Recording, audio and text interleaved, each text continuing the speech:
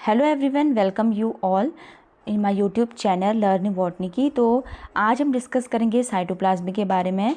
Previous video में हमने cell के बेसिक जो स्ट्रक्चर है, टाइप्स, वो सब डिस्कस किए हैं, और जो दो सेल ऑर्गेनेल हैं, cell wall and cell membrane, हमने वो दो भी कवर कर लिए हैं। फ्लूइड मोज़ेक मॉडल भी हमने डिस्कस कर लिया है। अगर आपने प्रीवियस वीडियोस नहीं देखी हैं तो आप एक बार चैनल पर जाके प्लेलिस्ट पर, सेल वाली प्लेलिस्ट पर विज़िट कीजिएगा, आपको इजीली वहाँ पर अवेलेबल हो जाएंगे। और अगर कोई प्रॉब्लम होती है कहीं पर तो मुझे कमेंट करके आप बता सकते हैं।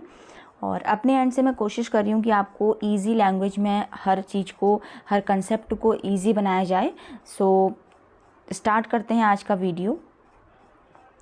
तो सबसे पहले हम बात करेंगे कि साइटोप्लाज्म होता क्या है। तो साइटोप्लाज्म एक तरीके का जो सेल है, उसमें एक तरीके का जेली लाइक मटेरियल है इनसाइड दिस सेल मेम्ब्रेन। क्योंकि हमने अभी तक पढ़ लिया है कि सेल मेम्ब्रेन क्या होती है, होप कि आपको अभी वो क्लियर हो गया होगा।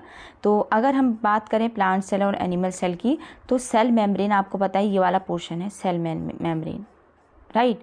सेल मेम्ब्रेन का जो पोर्शन है दिस वन, ठीक है। तो वो जो सेल मेम्ब्रेन है उसके अंदर जो है प्रेजेंट होता है साइटोप्लाज्म। यहाँ पर आप देख सकते हैं कि ये प्लांट सेल में जितना ग्रीन वाला पोर्शन है ये, और इसमें जितना ये पोर्शन है वो क्या है, साइटोप्लाज्मिक पोर्शन है। Next is holds organelles and support cell processes.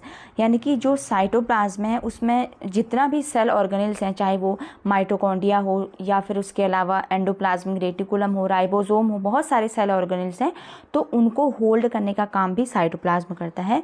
It found in both prokaryotic and eukaryotic cells. ऐसा नहीं है कि ये किसी एक सिंगल सेल में है, ये दोनों ही सेल में होगा, क्योंकि साइटोप्लाज्म बहुत एसेंशियल है सेल ऑर्गेनेल्स के अरेंजमेंट के लिए। तो ये प्लांट सेल, एनिमल सेल, चाहे वो प्रोकैरियोटिक हो या यूकैरियोटिक हो, तो दोनों में ही ये प्रेजेंट होता है। Now next is composition of cytoplasm. तो साइटोप्लाज्म के कौन कौन से कंपोनेंट हैं। तो फर्स्ट वन इज़ वाटर। तो वाटर इसमें सबसे ज़्यादा अमाउंट में प्रेजेंट होता है, अबाउट 70 to 90% ऑफ वाटर, जो कि एक मेजर कंपोनेंट है साइटोप्लाज्म का। उसके अलावा इसमें प्रोटीन्स, लिपिड्स एंड कार्बोहाइड्रेट्स हैं, जो कि मेटाबॉलिक इंग्रेडिएंट्स होते हैं। Third is inorganic salts, ions इसमें प्रेजेंट होते हैं, जो कि मेंटेन करते हैं सेल के इन्वायरमेंट को। And fourth one is organelles. जैसे अभी हमने डिस्कस किया था कि सस्पेंड रहते हैं साइटोप्लाज्म में सारे ही सेल ऑर्गेनेल्स। तो ये हैं इसके main composition. Components of cytoplasm. So cytoplasm का पहला कंपोनेंट है साइटोसॉल। साइटोसॉल जो है वो साइटोप्लाज्म का फ्लूइड पार्ट है। आप इन दोनों में डिफरेंस देखिएगा। दीज आर दी कंपोजिशन, कि किन किन चीज़ों से साइटोप्लाज्म मिलके बना है, और दीज आर दी कंपोनेंट्स, ठीक है। तो कंपोनेंट्स में हम क्या पढ़ेंगे, पहला है साइटोसॉल, जो कि फ्लूइड जो पार्ट है। जैसे अगर हम वाटर एक फ्लूइड है, ठीक है, तो उसी तरीके से जो फ्लूइड वाला पार्ट है उसको हम साइटोसॉल बोलते हैं। बहुत बार पूछा भी जाता है एग्जाम में, इसको आप नोट कीजिएगा कि फ्लूइड वाला जो पोर्शन है वो कौन सा पोर्शन है साइटोप्लाज्म में, तो that is cytosol. Second is organelles. बहुत बार आ रहा है ऑर्गेनेल्स, क्योंकि ये काफ़ी इंपॉर्टेंट है। जैसे माइटोकॉन्ड्रिया है, ईआर है, endoplasmic reticulum, Golgi bodies and other जितने भी सेल ऑर्गेनेल्स हैं वो सब इसमें रहते हैं।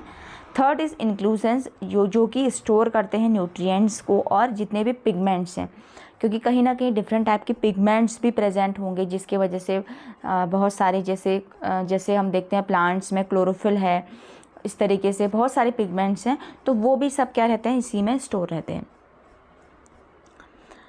तो सबसे पहले हम डिस्कस करेंगे साइटोसॉल के बारे में। साइटोसॉल क्या है। साइटोसॉल एक तरीके का सेमी ट्रांसपेरेंट विस्कस फ्लूइड होता है, जो कि साइटोप्लाज्म में प्रेजेंट होता है। It contains enzymes for metabolic reaction, क्योंकि एंजाइम्स क्या करते हैं, किसी भी मेटाबॉलिक रिएक्शन को मेंटेन करते हैं। बहुत सारे जो एंजाइम्स हैं वो रिएक्शन के बीच में ऐड होते हैं। एक तरीके से क्या होता है कि एंजाइम्स जो हैं किसी रिएक्शन को स्टार्ट करने के लिए बहुत ज़्यादा इंपॉर्टेंट है, तो ये बहुत सारे जो एंजाइम्स को भी कंटेन करता है cytosol. Acts as a medium for molecular transport, और ये एक तरीके का मीडियम का काम करता है, जिसकी हेल्प से जो भी ट्रांसपोर्टेशन है मॉलिक्यूल्स का इनसाइड दिस सेल वो सब कंट्रोल होता है। Now come to the functions of cytoplasm. So first one is site of glycolysis and metabolic pathway. तो ग्लाइकोलिसिस मतलब जो ग्लूकोज का ब्रेकडाउन होगा वो आगे हम पढ़ेंगे, अभी तो इसमें वो नहीं है, बट आपको फंक्शन याद रखना है। ग्लाइकोलिसिस वाली जितनी प्रोसेस है वो हम रेस्पिरेशन वगैरह में पढ़ेंगे जब हम फोटोसिंथेसिस को आगे पढ़ेंगे। तो वो क्या है, साइट ऑफ ग्लाइकोलिसिस है, मेटाबॉलिक पाथवे इससे होते हैं। जैसे बहुत सारे पाथवे आपने सुने होंगे, जैसे मेलवोनिक एसिड पाथवे, तो बहुत सारे पाथवे चलते हैं। It supports and suspense organelles, अभी हमने बताया था कि ऑर्गेनेल्स इसमें प्रेजेंट होते हैं। इनेबल्स इंट्रासेलुलर ट्रांसपोर्ट, जितना भी सेल्स के अंदर जितना भी ट्रांसपोर्टेशन का काम होता है वो साइटोप्लाज्म में ही होता है। Provides structure and shape to the cell, कहीं ना कहीं साइटोप्लाज्म जो है वो एक सेल को, चाहे वो प्लांट्स हो या एनिमल्स हो, उनको एक पर्टिकुलर स्ट्रक्चर भी प्रोवाइड करता है। ये बहुत इंपॉर्टेंट है, दैट इज़ साइटोप्लाज्मिक स्ट्रीमिंग। सो देखते हैं ये क्या है, एक छोटा सा टॉपिक है, which is also known as cyclosis इसको हम कहते हैं। Movement of cytoplasm helps in distributing material. तो ये एक तरीके का जो साइटोप्लाज्मिक स्ट्रीमिंग है, जैसे हमने नॉर्मल अगर हम बात करें वाटर स्ट्रीम, मतलब पानी जब बहता है तो उससे हम कहेंगे वाटर स्ट्रीम, राइट। तो उसी तरीके से जो साइटोप्लाज्म है, that is the movement of cytoplasm helps in distributing molecules और मटेरियल्स। तो अगर हम बात करें जो साइटोप्लाज्मिक स्ट्रीमिंग है वो एक ऐसी प्रोसेस है जो कि साइटोप्लाज्म के जितना भी एक तरीके का मूवमेंट होता है, ये एक तरीके का मूवमेंट होता है साइटोप्लाज्म का, जो मटीरियल्स हैं जितने भी, उनको डिस्ट्रीब्यूट करने में हेल्प करता है साइटोप्लाज्म में। Common in plants cell and more protozoans. तो ये जो साइटोप्लाज्मिक स्ट्रीमिंग है ये प्लांट सेल में होती है और सब प्रोटोजोन्स में प्रेजेंट होती है, राइट। तो ये क्वेश्चंस जो हैं इस लेक्चर से रिलेटेड हैं।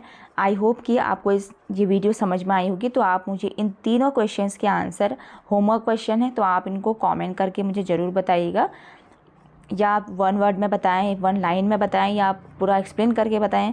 बट आई होप कि आप अगर एक्सप्लेन करके बताएंगे तो ज़्यादा बेटर होगा, उससे आपकी अंडरस्टैंडिंग जो है वो इंक्रीज़ होगी और समझ में आएगा कि आपको कितना समझ में आया है ये चीज़ें।